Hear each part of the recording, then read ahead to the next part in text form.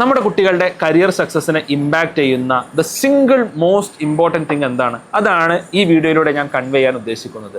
അതെന്താണെന്ന് അറിയണമെന്നുണ്ടെങ്കിൽ ഞാൻ നിങ്ങൾക്ക് കുറച്ച് നടന്ന കഥകൾ പറഞ്ഞു തരാം. ഒന്നാമത്തേത് എയിംസിൽ MBBS പഠിക്കാൻ പോയൊരു കുട്ടിയുടേതാണ്. His name was Roman Saini. Okay, Roman Saini MBBS എയിംസിൽ നിന്ന് പൂർത്തിയാക്കി ഹൗസ് സർജൻസി കഴിഞ്ഞ ഉടനെ UPSC സിവിൽ സർവീസ് എക്സാംസ് എഴുതി. UPSC സിവിൽ സർവീസ് എക്സാംസ് എഴുതിയ റോമൻ സേനി അതിൽ 18ാം റാങ്ക് ഓൾ ഇന്ത്യ ലെവലിൽ വാങ്ങി. 18ാം റാങ്ക് വാങ്ങി മുസോറിയിൽ ട്രെയിനിങ്ങിന് പോയി IAS പട്ടം കിട്ടി. എന്നിട്ട് ജോബിൽ ജോയിൻ ചെയ്ത ഉടനെ തന്നെ റോമൻ സേനി ആ ജോലി രാജിവെച്ചു. അപ്പോൾ ഡോക്ടർ റോമൻ സേനി IAS ഉടനെ തന്നെ ജോലി രാജിവെച്ച് പിന്നീട് എന്താണ് ചെയ്തത്? He started A YouTube channel. ആ യൂട്യൂബ് ചാനലിന്റെ പേരാണ് അൺഅക്കാഡമി എന്നുള്ളത്. ഇന്ന് ഇന്ത്യയിലെ ലീഡിംഗ് എഡ്ടെക് പ്ലാറ്റ്ഫോംസിൽ ഒന്നാണ് അൺഅക്കാഡമി എന്നുള്ളത്. ഏറ്റവും കൂടുതൽ സ്റ്റുഡന്റ് ബേസ് ഉള്ള പ്ലാറ്റ്ഫോംസിൽ ഒന്നാണ്. Right, he became an entrepreneur. Okay, ഇനി നമുക്ക് അടുത്തൊരു കഥയിലോട്ട് പോകാം. അടുത്തൊരു കഥ IIT എൻട്രൻസിൽ ടോപ്പ് 10 റാങ്കിൽ വന്ന ഒരു മലയാളിയുടേതാണ്.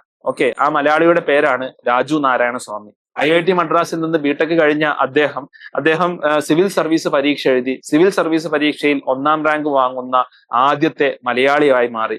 ഇന്ന് കേരളത്തിന്റെ അഡീഷണൽ ചീഫ് സെക്രട്ടറി പൊസിഷനിൽ ഇരിക്കുന്ന ആളാണ്. മനോഹരമായി സംസാരിക്കുകയും എഴുതുകയും ചെയ്യുന്ന രാജു നാരായണ സ്വാമി.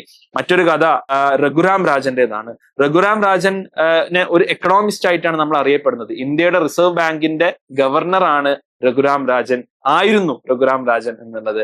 അദ്ദേഹം ഇന്ന് US യൂണിവേഴ്സിറ്റികളിലടക്കം എക്കണോമിക്സിൽ ഒരു വിസിറ്റിംഗ് പ്രൊഫസറാണ്. പക്ഷെ അദ്ദേഹം UGക്ക് പഠിച്ചത് എക്കണോമിക്സ് അല്ല എന്നുള്ളത് എത്ര ആളുകൾക്ക് അറിയാം? അദ്ദേഹം ആക്ച്വലി പഠിച്ചത് എഞ്ചിനീയറിംഗ് ആണ് ഫ്രം IIT ഡൽഹി. ഓക്കെ, ഇനി മറ്റൊരാളുടെ കഥ പറയാം. അത് ഇപ്പോൾ കോഴിക്കോട് സബ് കളക്ടർ ആയിട്ടുള്ള ആയുഷ് ഗോയലിന്റേതാണ്. ആയുഷ് ഗോയലിനെ ഞാൻ ഈ ഒരു പ്രോഗ്രാമിൽ വെച്ചാണ് പരിചയപ്പെട്ടത്. മനോഹരമായി സംസാരിക്കുന്ന ഒരു ചെറുപ്പക്കാരൻ. അപ്പൊ ആയുഷിന്റെ കഥ ഞങ്ങളോട് പറഞ്ഞു. ആയുഷ് പഠിച്ചത് ഡൽഹി യൂണിവേഴ്സിറ്റിയിലായിരുന്നു. ഡൽഹി യൂണിവേഴ്സിറ്റിയിൽ പഠിച്ച് ആയുഷിന് അതിനുശേഷം IIM കോഴിക്കോട് പോയി MBA ചെയ്തു. അവൻ നല്ലൊരു കൺസൾട്ടിങ് കമ്പനിയിൽ ജോലി കിട്ടി. ലക്ഷങ്ങൾ ശമ്പളമുള്ള ഒരു ജോലി കിട്ടി. പിന്നീട് ആയുഷിന് തോന്നി, ഞാൻ ഇതാണോ ചെയ്യേണ്ടത്? എന്റെ വർക്ക് കൊണ്ട് ലോകത്തിന് എന്തെങ്കിലും ഒരു ഇമ്പാക്ട് വേണ്ടേ എന്നുള്ളത്. ആയുഷ് 24ാമത്തെ വയസ്സിൽ സിവിൽ സർവീസ് പരീക്ഷ എഴുതി. ആദ്യത്തെ അറ്റംപ്റ്റിൽ തന്നെ ക്രാക്ക് ചെയ്തു. ഇന്ന് കേരള കേഡറിലെ ഒരു IAS ഉദ്യോഗസ്ഥരുടെ ഒരാളാണ് ആയുഷ് ഗോയൽ എന്നുള്ളത്. അപ്പോൾ ആയുഷ് ഗോയൽ ഇന്ന് കേരളത്തിലെ ഏറ്റവും ബെസ്റ്റ് നെക്സ്റ്റ് ജനറേഷൻ IAS ഓഫീസേഴ്സിൽ ഒരാളാണ്. And all the best to him. Okay, അപ്പൊ ഇത്രയും കഥകളിൽ നിന്ന് നമ്മൾ മനസ്സിലാക്കേണ്ട ഒരു കാര്യം എന്താണ് എന്നുള്ളത് നമ്മൾ ഒന്ന് ആലോചിച്ച് നോക്കുക. ഇതിൽ സിവിൽ സർവീസിലോട്ട് പോയ ആളുകളുണ്ട്, അതേപോലെ തന്നെ ഓൺട്രപ്രണേഴ്സ് ആയിട്ട് മാറിയ ആളുകളുണ്ട്. ഇനിയും കഥകൾ വേണമെങ്കിൽ എനിക്ക് നിങ്ങളുടെ മുമ്പിൽ അവതരിപ്പിക്കാം. മറ്റൊരു കഥ അരവിന്ദ് കെജ്രിവാളിന്റേതാണ്. അരവിന്ദ് കെജ്രിവാൾ ഡൽഹി ചീഫ് മിനിസ്റ്റർ ആയിരുന്നു. 2 തവണ ഡൽഹി ചീഫ് മിനിസ്റ്റർ ആയിരുന്നു. അദ്ദേഹം ഒരു സിവിൽ സർവീസ് ഓഫീസർ ആയിരുന്നു. അതിനു മുമ്പ് അദ്ദേഹം പഠിച്ചത് IIT റൂർക്കിയിലായിരുന്നു. സുന്ദർ പിച്ചൈ, ഗൂഗിളിന്റെ CEO, ലോകത്തിലെ തന്നെ ഏറ്റവും പ്രധാനപ്പെട്ട ടെക് കമ്പനികളുടെ മുകളിലിരിക്കുന്ന ഒരു അമേരിക്കക്കാരനല്ല, ഒരു ഇന്ത്യക്കാരനാണ്. അദ്ദേഹം പഠിച്ചത് IIT കാൺപൂരിലാണ്. ഈ കഥകളിൽ നിന്നെല്ലാം ഒരു കോമൺ ത്രെഡ്, ഒരു കോമൺ ഫാക്ടർ നമുക്ക് കാണാൻ സാധിക്കും. നിങ്ങൾ എന്ത് കരിയറിലോട്ട് പോവുകയാണ് എന്നുണ്ടെങ്കിലും നിങ്ങൾ എവിടെ പഠിച്ചു എന്നുള്ളത് വളരെ പ്രധാനമാണ്. നിങ്ങൾ എന്ത് പഠിച്ചു എന്നുള്ളതിനേക്കാളും ഏറെ പ്രധാനമാണ് ഒരുപക്ഷെ നിങ്ങൾ എവിടെ പഠിച്ചു എന്നുള്ളത്. എന്തുകൊണ്ട് അത് പ്രധാനമാവുന്നത്? നമുക്ക് ഈ ആളുകളൊക്കെ എടുത്ത് നോക്കിയാൽ നമുക്കൊരു കോമൺ ത്രെഡ് കാണാം. ഇതിൽ IITയിൽ പഠിച്ചവരുണ്ട്, എയിംസിൽ പഠിച്ചവരുണ്ട്, അതേപോലെ തന്നെ സിവിൽ സർവീസ് പരീക്ഷയിൽ ടോപ്പേഴ്സ് അവർ ഡൽഹി യൂണിവേഴ്സിറ്റിയിലാണ് പഠിച്ചത്, അല്ലെങ്കിൽ അത്തരം IIMസിൽ പഠിച്ച ആളുകളുണ്ട്. നിങ്ങൾ എവിടെ പഠിക്കുന്നു എന്നുള്ളത് നിങ്ങളുടെ എക്സ്പോഷറിനെ നിർണ്ണയിക്കുന്ന ഒരു കാര്യമാണ്. കാരണം നമ്മൾ ആരൊക്കെയാണ് നമ്മുടെ ഒരു പിയർ ഗ്രൂപ്പിലുള്ളത്, ആരൊക്കെയാണ് നമ്മൾ പരിചയപ്പെടുന്നത്, ആരുമൊക്കെയായാണ് നമ്മൾ സമ്പർക്കം പുലർത്തുന്നത് എന്നുള്ളത് വളരെ പ്രധാനപ്പെട്ട ഒരു കാര്യമാണ്. അപ്പൊ നമ്മൾ നല്ലൊരു സ്ഥലത്തോട്ട് പോകുമ്പോൾ, ഇപ്പൊ ഫോർ എക്സാമ്പിൾ നിങ്ങൾക്ക് സിവിൽ സർവീസിലോട്ട് പോകണം. സിവിൽ സർവീസിലോട്ട് പോകാൻ നിങ്ങൾ കേരളത്തിലെ ഏതെങ്കിലും കോളേജിൽ പഠിക്കുന്നതാണോ നല്ലത്? അതല്ല ഡൽഹി യൂണിവേഴ്സിറ്റി പോലൊരു കോളേജിൽ പഠിക്കുന്നതാണോ നല്ലത്? ഡെഫിനറ്റ്ലി ഡൽഹി യൂണിവേഴ്സിറ്റി പോലൊരു കോളേജിൽ പഠിക്കുന്നതാണ്. കാരണം എന്താണ്?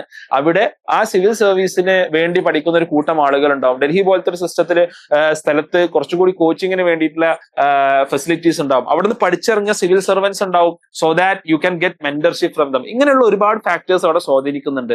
ഇതുകൊണ്ടാണ് നിങ്ങൾ ടോപ്പ് യൂണിവേഴ്സിറ്റീസിൽ പോയി പഠിക്കണം എന്ന് പറയുന്നത്. നിങ്ങൾ എന്ത് പഠിക്കുന്നു എന്നതിനേക്കാളും പ്രധാനമാണ് നിങ്ങൾ എവിടെ പഠിക്കുന്നു എന്നുള്ളത്. അപ്പൊ നിങ്ങൾ എന്ത് പഠിക്കുകയാണെന്നുണ്ടെങ്കിലും ഏറ്റവും ബെസ്റ്റ് സ്ഥലത്ത് നിങ്ങൾക്ക് ഇഷ്ടമുള്ള, നിങ്ങളുടെ ആഗ്രഹമുള്ള കാര്യം നിങ്ങൾക്ക് പഠിക്കാം. ആൻഡ് അത് നിങ്ങളുടെ ഒരു 18ാം വയസ്സിൽ റൈറ്റ് ആയിട്ടുള്ള ഒരു ഡിസിഷൻ ചിലപ്പോൾ 24ാം വയസ്സിൽ ചിലപ്പോൾ റൈറ്റ് ആയിക്കൊള്ളുന്നില്ല. നിങ്ങളുടെ ആഗ്രഹങ്ങൾ മാറും, നിങ്ങളുടെ ചിന്തകൾ മാറും, ലോകം മാറും അല്ലെ. ഇപ്പൊ വന്നു. മുമ്പ് കമ്പ്യൂട്ടർ സയൻസ് പഠിച്ച അല്ലെങ്കിൽ വേറെ എന്തെങ്കിലും പഠിച്ച ആളുകൾ ഇപ്പോൾ പഠിക്കണമെന്ന് ആഗ്രഹിക്കുന്നുണ്ട്. ഈവൻ ഞാൻ ആഗ്രഹിക്കുന്നുണ്ട്, ഞാനും പഠിച്ചുകൊണ്ടിരിക്കുന്നുണ്ട്. അന്ന് ഇത്രത്തോളം പഠിക്കാനുള്ള സൗകര്യങ്ങൾ നമ്മൾ കോളേജ് പഠിക്കുമ്പോൾ ഇല്ല.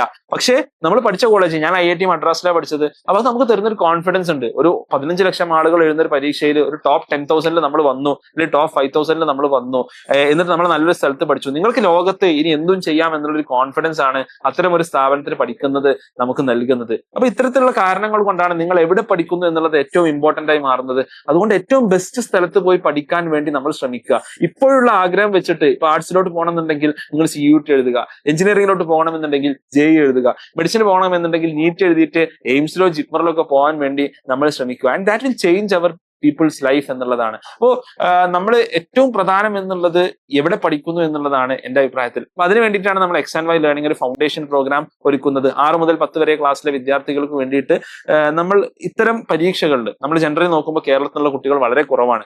IIT-ൽ ആകെ 1% അഡ്മിഷനാണ് കേരളത്തിൽ നിന്നുള്ളത്. അതേപോലെ തന്നെ CUT പോലത്തെ പരീക്ഷകളിൽ നമ്മൾ ആക്ച്വലി വളരെ പിന്നിലാണ്. ഡൽഹി യൂണിവേഴ്സിറ്റിയിലെ അഡ്മിഷനിൽ നമ്മൾ ആക്ച്വലി വളരെ പിന്നിലാണ്. ഇത്തരം പരീക്ഷകളിൽ നമ്മുടെ കുട്ടികളെ മുന്നോട്ട് കൊണ്ടുവരാൻ വേണ്ടിയിട്ടാണ് X&Y ലേണിംഗ് ഒരു ഫൗണ്ടേഷൻ പ്രോഗ്രാം ഒരുക്കിയിട്ടുള്ളത്. IITs-ഉം NITs-ഉം ഡോക്ടേഴ്സും എല്ലാം ലീഡ് ചെയ്യുന്ന ഒരു അടിപൊളി പ്രോഗ്രാമാണ്. ഇന്ന് ലോകത്തിന്റെ വിവിധ ഭാഗങ്ങളിൽ നിന്ന് 3000-ലധികം കുട്ടികൾ ഈ ഒരു ഫൗണ്ടേഷൻ പ്രോഗ്രാമിന്റെ ഭാഗമായിട്ട് പഠിച്ചുകൊണ്ടിരിക്കുന്നുണ്ട്. അപ്പോൾ നിങ്ങളുടെ മക്കൾക്കും ഈ ഫൗണ്ടേഷൻ പ്രോഗ്രാമിൽ ജോയിൻ ചെയ്യാവുന്നതാണ്. ഞാൻ കൂടുതൽ ഡീറ്റെയിൽസ് അറിയാനുള്ള ലിങ്ക് ഞാൻ താഴെ നൽകിയിട്ടുണ്ട്. So understand this single most important thing and അതുവഴി നമ്മുടെ കുട്ടികളുടെ ലൈഫ് നമുക്ക് ചേഞ്ച് ചെയ്യാം. നിങ്ങൾക്ക് എന്തെങ്കിലും ചോദിക്കാനുണ്ടെങ്കിൽ താഴെ കമന്റ് സെക്ഷനിൽ ചോദിക്കാൻ മറക്കണ്ട. ചാനൽ സബ്സ്ക്രൈബ് ചെയ്യുക. നമുക്ക് മറ്റൊരു വീഡിയോയുമായി കാണാം. ബൈ.